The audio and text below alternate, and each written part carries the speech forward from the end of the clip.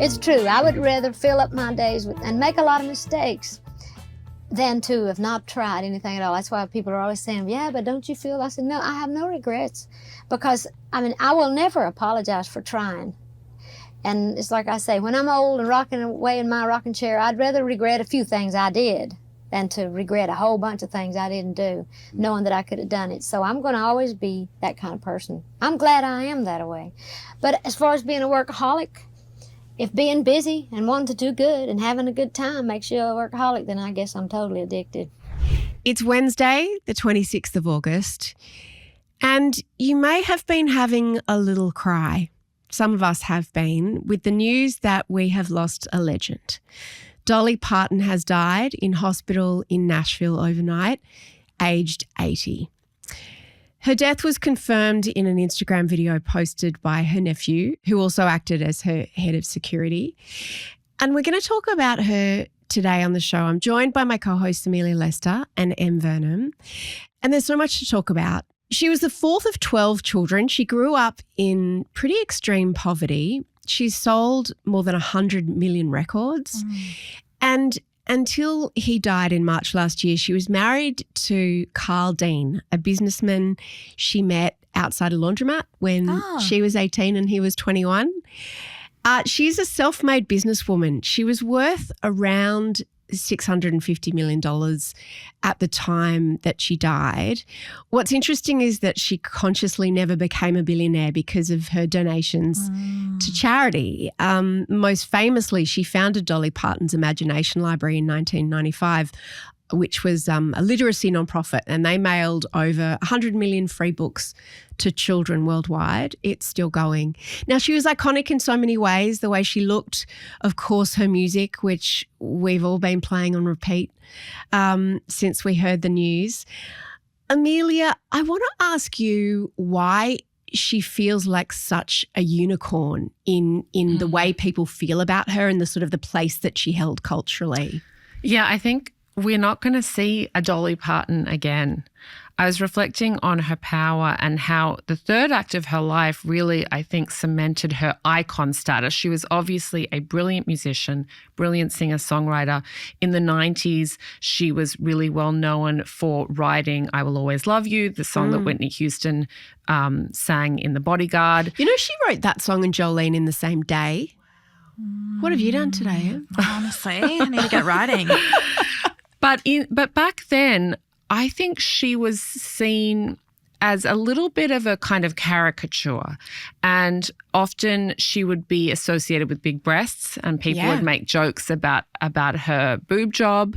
But then in latter life, as the US and as the world became more polarized, more politically charged, really in the last 10 to 15 years, people came to see her as a symbol that, yes, we can still agree on one thing. It doesn't matter how divided we are, how much we disagree with each other, how angry we are at each other politically.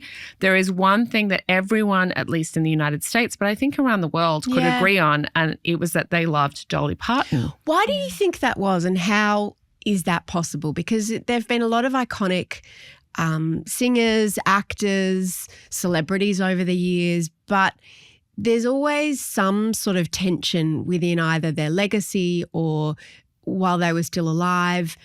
How was she so – Teflon makes it seem contrived, but it wasn't. She walked such an interesting line in terms of what she said and what she didn't say. We don't know anything about her politics, but we know everything about her values and about what she thought was important. So, for instance, you mentioned the Imagination Library, but she gave $1 million to help fund a COVID vaccine at a very crucial point in the scientific research for those vaccines. She was an AIDS activist when that was still taboo, and she was funded documentaries and public awareness campaigns. She was always incredibly inclusive of the LGBT community, and she spoke up about inclusion at a time when that was also somewhat controversial. She was even asked, how are you able to maintain a fan base with both the religious right and the gay community. This was back in 1997. And she responded that they're two different worlds, but she loves them both and she understands and accepts both of them. So that's what she put out there as, this is what I believe in: inclusion, tolerance, the importance of early childhood, literacy, scientific research. But here are all the things she didn't say. She didn't call herself a feminist. She said she was reluctant with that label. Her own sister said she was ashamed that Dolly hadn't spoken up more about the Me Too movement. And she never, ever spoke about electoral politics, even when in the US in particular, things reached fever pitch around 2016 when Donald Trump was elected. One example of that is she was very good friends with Jane Fonda and Lily Tomlin, and they also starred in a movie together. They appeared in an award show in 2017 at the height of Me Too, at the height of anger around Donald Trump's election. And Jane and Lily flanked Dolly on stage. Both made speeches, impassioned speeches about the importance of standing up to the person they called a bigot in the White House. Dolly stood there smiling, and then she pivoted to a joke about her breasts. And that's her in a nutshell. I saw a post today where the person said this wasn't even a concept that people thought could happen, like the idea of Dolly dying, which is why it feels so shocking to people, because she always seemed like a presence that would just live forever and ever. I always knew Dolly Parton. She was always like an A-lister celebrity, I think cross-generational, because my parents would play her music all the time on weekends. I feel like 9 to 5 is a song about working, but it's a very weekend song. Like the beat of it and the piano, it's just very uplifting. True, actually. But I was properly introduced to Dolly Parton when I was watching Hannah Montana as a little kid. Because she would have ongoing episodes in Hannah Montana as Aunt Dolly. Oh, I didn't know to that. Miley. And she's Miley Cyrus's real life godmother as well. And because the whole concept of Hannah Montana was, yes, she was a superstar, but they always have to have like some different, like some heartbreaking parent dynamic. And the concept of Miley Stewart and Hannah Montana was that her mum died when she was very young and she was being raised by her dad, also played by Billy Ray Cyrus. So Dolly Parton would come on as Aunt Dolly as the mother figure, and her role would always be imparting some wisdom to Miley, being a pop star, and then the wisdom will like flourish through the kids watching on the screen. And she'd always come across as just like, whenever she came on screen, you'd always just be like, as a kid, like, oh, okay, everything's going to be okay. Aunt Dolly's here. It's interesting what you say about she was this mother figure, because she was married to Carl from the age of 18 or 19. They were together for 60 years before he died, and he was a bit of a mystery man. It was there have been times where it's been speculated, does he even exist? Of course he does. There are photos of their wedding, and he was never been in the public eye. She's always said that he just doesn't want to be Mr. Dolly Parton, not in a Chris Martin or Joe Alwyn kind of a way, but he's just not interested in that. And I found a quote from Carl where early on, he went to an awards show with her, and he said, afterwards, he said, this is in 1966, "I love you and I will support you in your career any way I can, but I am not going to any more of these wingdings." And she also spoke about the fact that they didn't have children, because she was asked about that a lot. And here's what she said. You never had children yourself? Well, we always thought we wanted children, and we were on the road. When we first got married, I figured we'd have kids. We had names for them, as you do when you're dating and when you're first married. Years went by, we would try to plan when we were going to have it, and then life caught up, and, we just never got pregnant.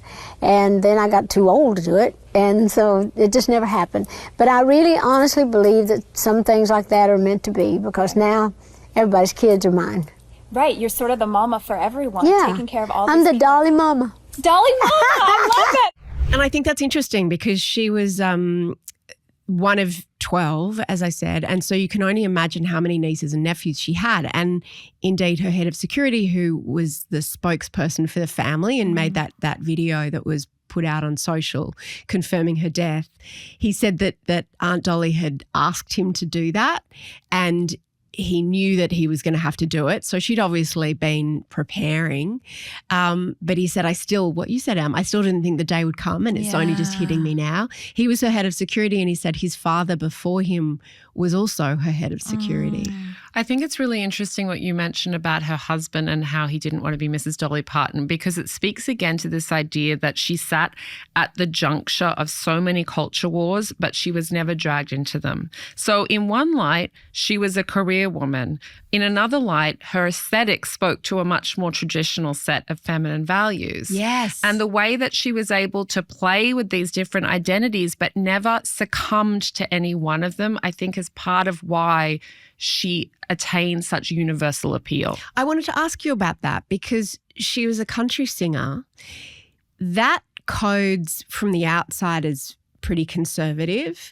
Is that right? Yeah, and she grew up in Appalachia, which is a very poor area, but also an area that you would not describe in any way as progressive. So the fact that she was socially progressive and inclusive, that was #brave, but that did go against a lot of, you would assume, her fan base or perhaps her own upbringing. And I think the reason why she was able to do that, a big part of that is the way she looked, because the way she looked was so coded to a particular presentation of femininity, an old-fashioned one. So it was like a Trojan conservative horse. one. Yeah, a little bit of a Trojan horse, although I'm not sure she would think of it that way. She was always very clear about the fact that she dressed that way, not for any strategic reason, but because she liked to look pretty. Yeah, and she also was kind of like in on the joke, like exactly what you said, like she makes fun of herself as well.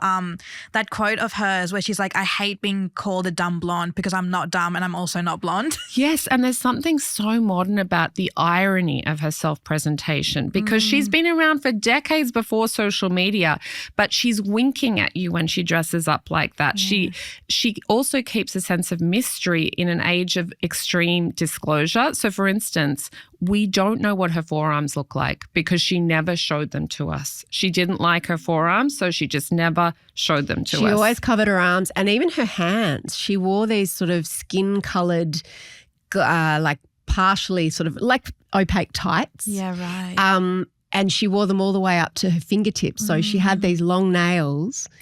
And that's so interesting. I think one of the reasons when you look at icons, you think of maybe, visual icons as well, like Marilyn Monroe. Their look was very consistent. It wasn't like Madonna is a different type of icon, but when you think of Madonna, everyone will have a different image of Madonna depending on all her different looks, which has always been part of her branding and her appeal.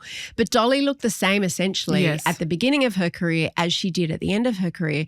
And there's something very reassuring and comforting about that. And she also anticipated the age that we're in, where women say, yes, I can get plastic surgery. I can wear whatever I want. Guess what? You still have to take me seriously. Yes. There isn't a sort of binary of you can choose to care about how you look and you can be serious. Exactly. She said, I look like a woman, but I think like a man. And in this world of business, that has helped me a lot.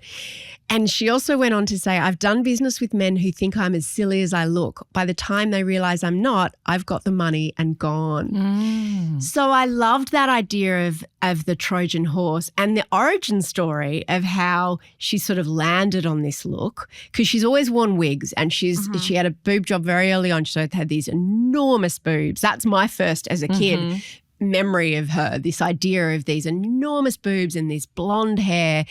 And she did an interview with Ellen DeGeneres a few years ago, and here's the story that she told about how she started dressing like this. There was this woman, I grew up, first of all, way back in the mountains, and we only got to go to town every once in a while. But every time we would, there was this woman that was the town trash whore, they called her. But I thought she was beautiful. I didn't know what any of that meant, and I would just see this woman with this yellow hair pile on her head, her bright red lipstick, red nails, high-heel shoes, and I thought she was the prettiest thing I'd ever seen. And I used to say to my mama, oh, she's so pretty. Mama said, oh, she's just trash. And I thought to myself, that's what I want to be. And I thought that was so interesting because she said in where she was growing up, that's how girls wanted to look, and it wasn't coded for them. Yeah. When she said, I don't know if she was a whore or a trash, but she said, I thought trash was the word for that look. And she said, I loved it. And that's because she's not ashamed of where she came from. It was a poor part of the US, possibly among the poorest. She made sure she gave back financially to that community, not least because she opened Dollywood there, which is a big tourist attraction these days. But she wasn't ashamed of where she came from. And at the same time, she refused to think that she had somehow become better than that. She stayed very humble. So 2 different presidents, Trump and Joe Biden, both of them tried to give her the highest honor you can get in the US called the Presidential Medal of Freedom. And she declined both of them. Dollywood, which is in Tennessee and employs 23,000 people and puts $1 billion a year into the economy. And what's interesting about her fortune is how she acquired it or how she built it. She's a self-made woman. She grew up, as I said, in pretty extreme poverty. And what's so fascinating to understand is that when she was 20 or 21, she founded her own publishing company called Opar Publishing. And she founded it with 2 of her uncles, Bill and Louie Owens. And what it allowed her was copyright and ownership of her own songs. Right. So there's no record label that's ever controlled them. But when was this? When was she 20? 1966. So that was not a time when any artists were aware of their rights, let alone a young woman artist. Exactly. And no one did it then. And you know, a lot of people are aware of the lengths Taylor Swift had to go to many decades later. And she started her career same place, kind of same age, or a bit younger. And it took her decades to get her rights back. But what's interesting is that because she owned those publishing rights, she kept the songwriter's share of royalties every single time a song is played, and her estate still has them to that day if it's covered by another artist or sold. And in the mid-70s, Elvis Presley wanted to record I Will Always Love You, one of her most famous songs. And his manager was demanding 50% of the publishing rights because that's what anyone who recorded any song that Elvis recorded, he demanded 50%. And he could because he was that famous. And she said no. Wow. Even though it meant turning down the king. And she said about how she was so distraught about that. She knew it was the right thing to do because she wanted to retain control, but everyone said that's the dumbest thing you could have done. You turned down the king. And then she said the decision paid off enormously when Whitney Houston wanted to record the song for The Bodyguard. She got so much money for royalties. Well, she retained all the rights, and she later joked, when Whitney's version came out, I made enough money to buy Graceland. Oh, wow. Which is the Elvis Presley estate. Woman. Isn't it? And that's so unusual, and I love that juxtaposition of kind of how she looked and how she really enjoyed how she looked. Mm-hmm. Yeah, and exactly what you said about how she has never changed her look and yet was able to attract people from all generations, even upcoming generations, without needing a rebrand. Like, she's the only person I know who has never just changed anything. And it's all from what every generation wants from someone famous, which is just to be a good person. How has she stayed relevant then, Em? Because you're right, the way she presents is kind of outdated. Yeah. How has she stayed iconic to your generation? I think in the terms of like pop culture, she seems like she's every artist's favorite artist. Like, every pop star wants to collaborate with her. Miley Cyrus was still performing with her well into like 2023. Like, she had her on for her New Year's Eve party, and they have such a close relationship. Beyonce redid Jolene with new lyrics. And that's interesting because there's so much gatekeeping around country music, and it is traditionally, commercially at least, been the province of white people. But Lil Nas X, when he first came onto the scene and was recording music, he got a lot of pushback because he was a black gay man in the country music scene, and she was a huge early champion of his work. Yeah, and similar with Beyonce, she won a Grammy for Cowboy Carter, which was her country music album, and she talked a lot about Dolly and the collaboration that Dolly did with Jolene. And even when she was getting pushback for changing the lyrics of that iconic song, Dolly Parton came out and said how much she loved it. So, and even like Sabrina Carpenter, like every pop star wants to like be friends with Dolly, and I've only heard great things about artists talking about her. And if you have a favorite artist like Sabrina Carpenter or Beyonce, you will automatically believe that. And I think added to what she does, she also just puts her money where her mouth is, like what we were saying before, which is also something that I feel like every person, no matter what your age, is just what we want from famous rich people. It's interesting when you think about how singular she is. There's a thought experiment you can do. A magazine I worked at wanted to do a series called Who's Your Dolly? And it was about this idea that every country has one famous person that everyone loves. And in the US, that's Dolly Parton. And it got me thinking about, well, who would be the Australian equivalent? Yeah. And some of the names that came up when we talked about it this morning, Steve Irwin, Kylie, maybe John Farnham. But it does help you to understand just how singular Dolly Parton is. Yeah. Just back to the way she looked for a minute.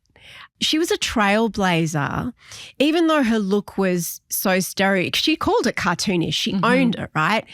And I really liked that. She's never been defensive about anything. She clearly got a lot of joy from the rhinestones, you know, as part of the announcement that her nephew made. He said, you know, Aunt Dolly has asked that she be buried in the softest cotton because she spent her lifetime wearing uncomfortable rhinestones.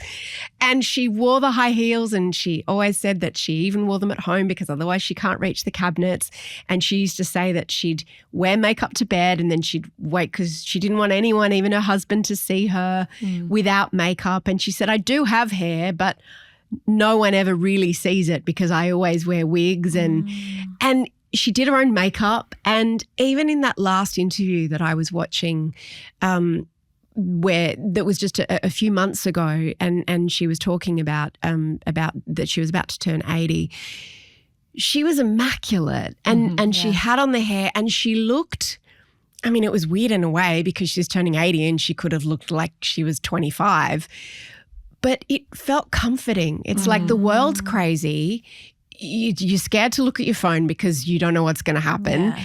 But Dolly Parton's the same, and she's always sunshiny, and that feels really comforting, and it feels like we've lost a little piece of that comfort. It's almost like she gave us a service by putting on that hair and makeup and that look, that consistency. It was like her uniform. Yes. She wore it to work. And just like she was with everything, there was a lack of ego in it because she was very self-deprecating about her look. She said, I'm not a natural beauty. I've had to work hard for everything.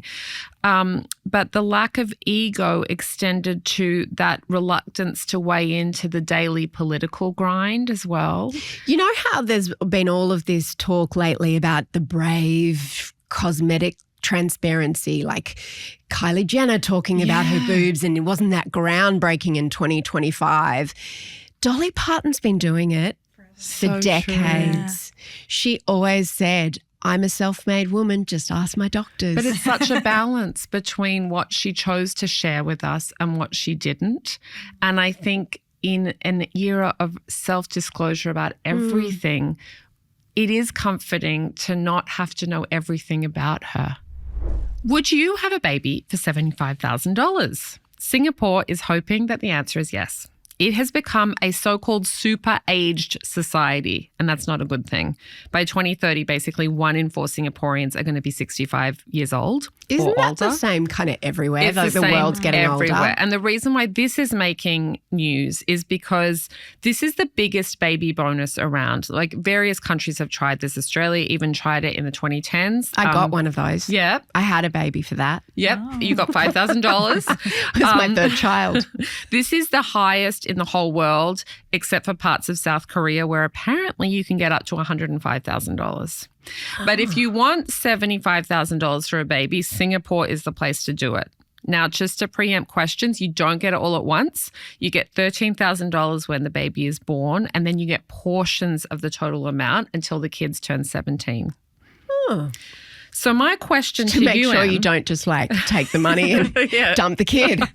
I'm guessing $5,000 wouldn't move the needle for you. That's what Aussie's got. But would you have a baby for $75,000? Absolutely not. Not enough? Not enough. Well, Singapore's a very expensive country to live in, but I was thinking of this in an Australian context. I feel like if our government introduced a baby bonus around the same amount of money, I think I would be offended.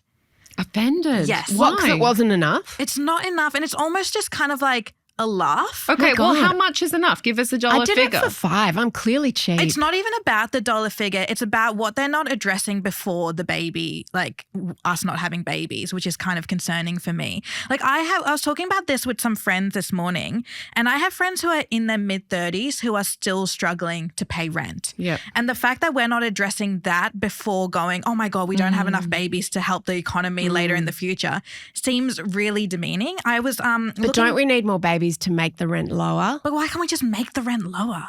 Like, why can't we just do that now? Because I was looking at a report. Do you mean like from, print more money? Yeah, let's just print more money. Let's give it all to people. Or give us a bonus just so we can actually afford homes to live in to then raise a child.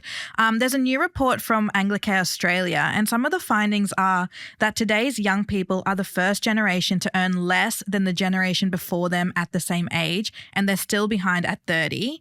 And home ownership for 25 to 34-year-olds is below 40% back to 1940s levels. So it's kind of been told, like, we know you guys are struggling to live, but can you please have a baby? And then we're like, will that be enough money? And they'll be like, no. So now we're in like a worse position, but now we also have a kid. That's so interesting because they've done studies as to whether the Australian baby bonus worked. And the long and the short of it is it convinced people who already had kids to have another kid, a la Mia. It did not convince people who did not have children to take the plunge, which is basically what you're saying here. If you don't have kids at all, you need a higher dollar figure. Yeah. See, I would totally have a third kid for $400,000. Yeah, right. Oh, Anthony- you've got a prize. Albo, if you're listening, I'm got a available. prize. Yeah, I've got a prize. That's interesting. I remember filling out you had to fill out this incredibly complicated form, and it was pages and pages and pages. And I remember so clearly, a week or so postpartum, trying to fill out this form online. I think it was online. And I remember thinking, my God, I'm educated, I can speak English, and I cannot do this.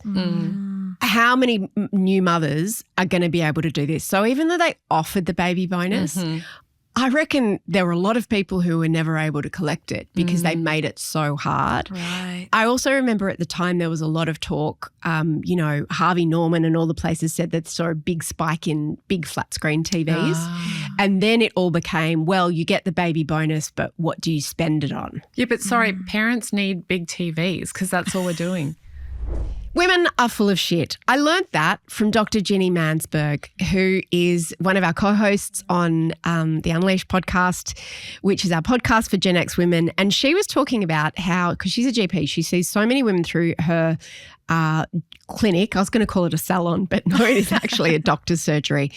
And a lot of them are very, very constipated, and many of them don't even realize it. And I just assumed it's because we're all chugging protein. Maybe it is. But here's what she had to say. And I think a lot of women who allow themselves between 7:12 and 7:14, which is the only time that they have in the morning between like getting the kids ready to school and having a shower and preparing everybody's breakfast and putting a load of washing on and getting out the door, that's the time that they've got to do a shit. Whereas men will go, take their phone in, they'll watch all 6 seasons of Game of Thrones if that's what's required. And that's mid-morning at work. That is Exactly. That's so true. Men think it's an activity. Women think it's a task. Yes. Yes.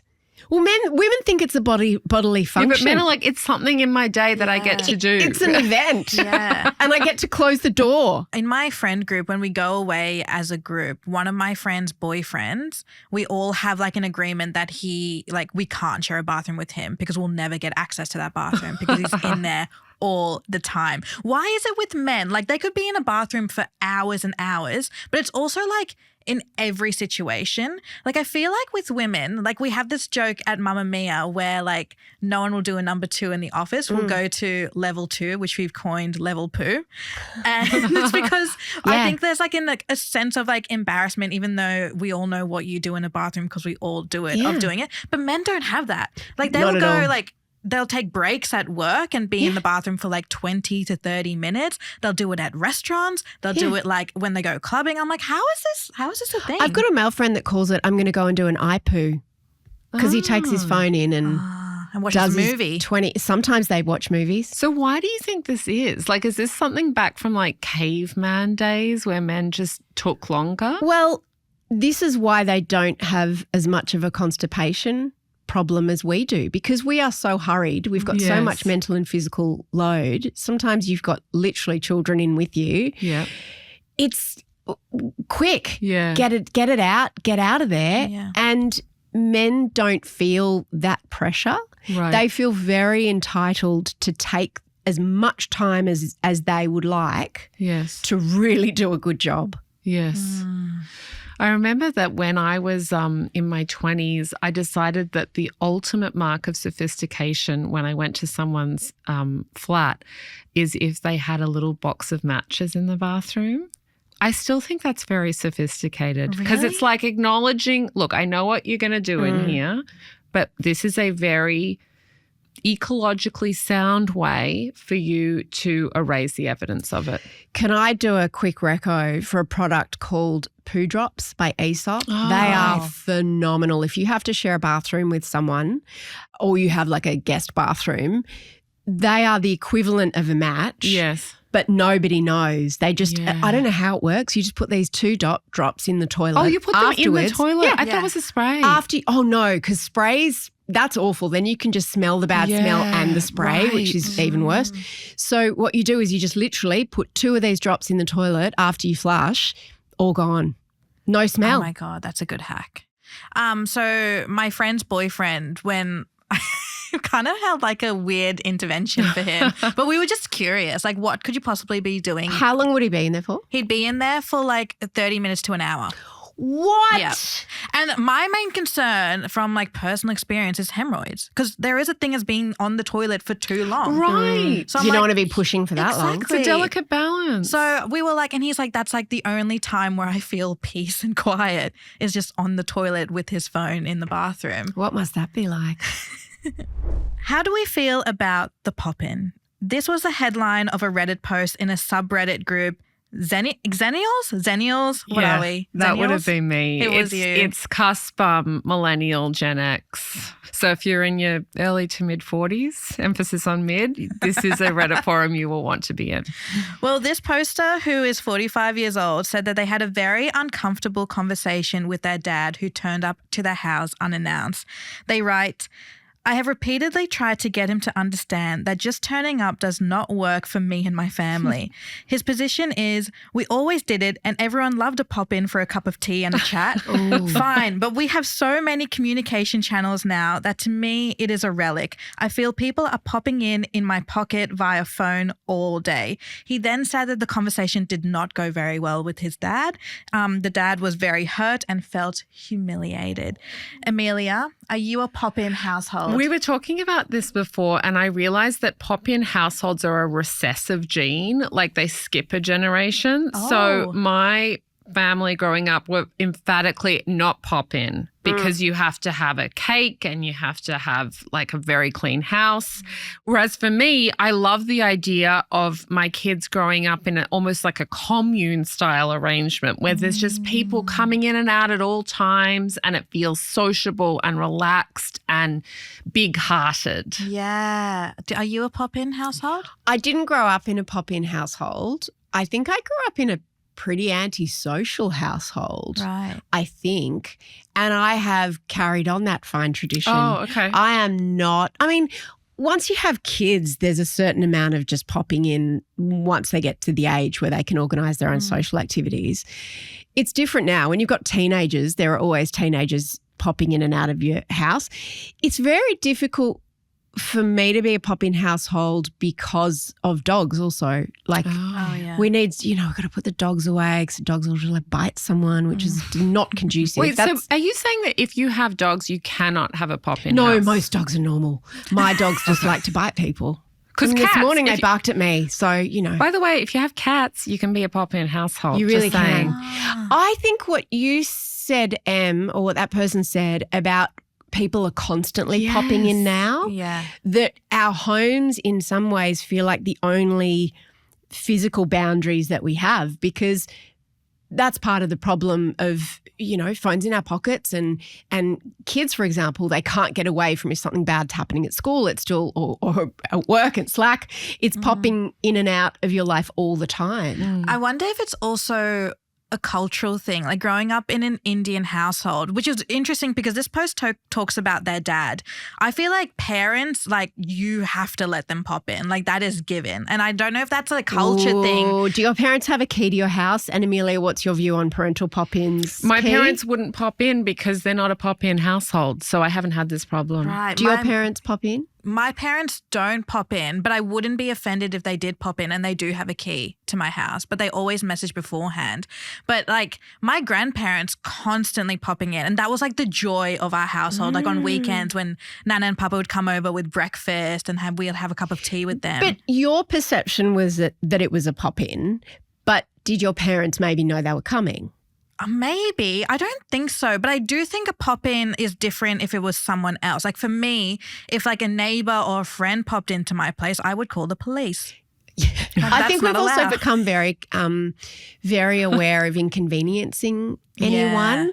And also we've become very accustomed to control, right? So even if I was going to call you on the phone, I would text you first. I think we've spoken on the phone twice. Yeah, let alone, and both times I would have texted you, let alone turning up at your house. You would call the police if I tried to do that. No, you would say, officer, we have a pop-in. I'm going to take this to the next level and ask about a digital pop-in. Because I really want your opinion on this. I'm divided. Got a text from a friend the other day, apropos literally nothing, saying, hey, just thinking of you. How are you? Now, that's a digital pop-in, and I find it... I'm affronted. It's a little annoying because then you have to write a sort of paragraph summarizing your life and breezy details of what you're up to.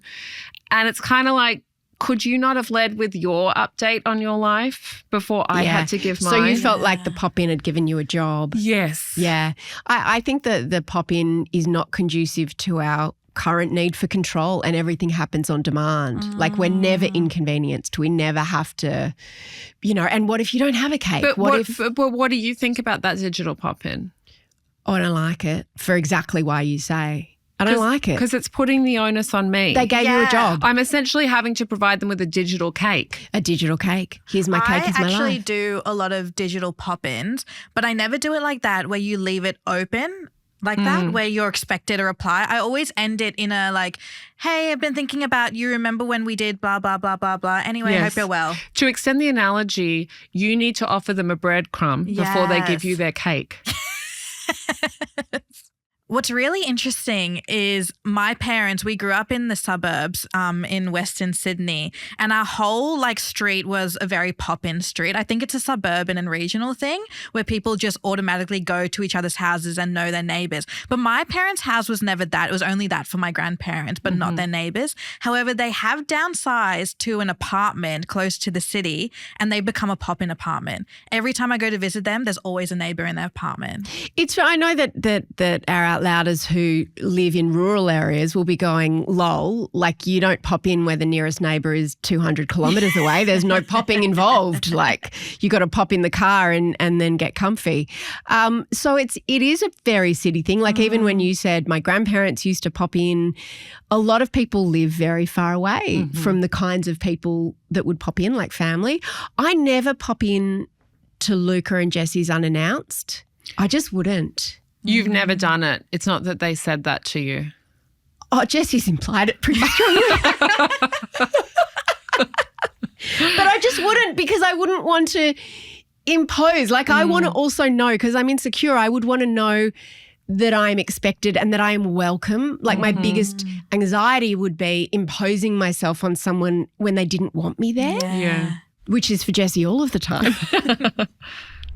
So Out Louders, we were going to end this show on a solemn note, and I was going to say some very meaningful words about Dolly Parton, but then, Amelia, what did you point out? Well, I pointed out that we talked about pop-ins and poop, and there's a lot of popping and pooping and partoning. And she would appreciate that. She'd love it. She loved a raunchy joke. Yeah. She loved being a little bit silly. And Dolly, we love you. And here is Dolly Parton. Everybody said, well, you're 80 years old. You're going to be 80 years old. I said, well, so what? Look at all I've done in 80 years. I just feel like I'm just getting started. I know that sounds stupid, but I think there's a lot to be said about age. If you allow yourself to get old, you will. And people say, well, how come you don't seem to get old? I said, because I ain't got time to get old. I ain't got time to dwell on that. That's not what I'm thinking about. I think, what? I'm going to be 80? They're going to celebrate me being 80? You know, not that anybody would want to celebrate that, but there is a celebration in the fact that I have done so much in that time and that I'm still doing it. I'm grateful for that. Mamamia acknowledges the traditional owners of the land on which we have recorded this podcast.